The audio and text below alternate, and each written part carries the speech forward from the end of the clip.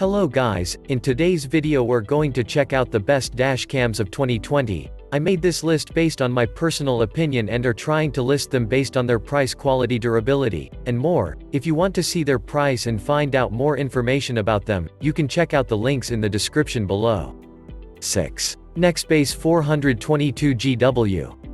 The Nextbase 422GW combines great 2.5K video with a robust build and clever magnetic mount system, then throws in Amazon Alexa controllability as a bonus extra.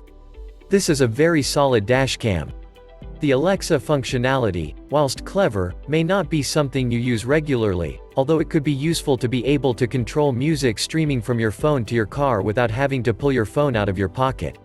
What really makes this dash cam a recommended choice is its excellent physical design and superb video quality. A dash cam has to get the main function right first before adding extra features, and the Nextbase 422GW does just this. 5. Vantrue N2 Pro. The Vantrue N2 Pro integrates front and rear-facing cameras into one unit, so you can capture the road ahead and what's going on inside the car simultaneously. It may be a little pricey, but the rear-facing camera is a valuable bonus if you want to capture the interior of your car alongside the road ahead. However, you do have to drop the resolution of the main camera to Full HD from 2.5K to enable this, which results in a notable reduction in image quality. So whilst this is a neat dual camera solution, if you merely want the best dashcam video quality, there are better value options without the extra camera. 4. Apeman C860. The Apeman C860 bundles a rear dash camera along with excellent front camera. It may not be packed with features, the Apeman C860 is a bargain. The absence of GPS will be a particular disappointment for some. But the main camera image quality is excellent for the money, which is the primary reason you buy a dashcam in the first place. The rear camera footage is quite a bit behind, however. It's still good for Full HD, but not in the same league as the video from the main dashcam.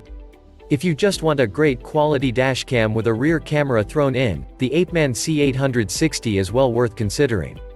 3. AUKEY DRS2. The AUKEY DRS2 only offers Full HD resolution, but there's a second Full HD rear-facing camera, which can be removed.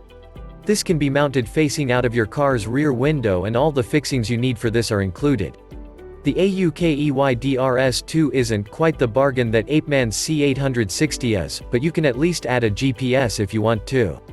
The double function of the rear-facing camera also means you have flexibility about how you use it, either for inside your car or behind.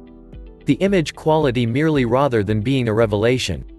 But if you're after a bargain dashcam with an internal camera that can also be used as a rear camera, the AUKEY DRS2 is definitely worth a look. 2. Garmin Dash Cam 66W. The Garmin Dash Cam 66W incorporates a comprehensive range of useful safety features for drivers, and has voice control as well, alongside 2.5K video recording. The comprehensive safety features include built-in GPS, provides location tracking and safety camera notifications, plus you get collision detection and lane departure. The Travel Apps feature provides recreational value along with the surveillance function, and the voice control is very functional too.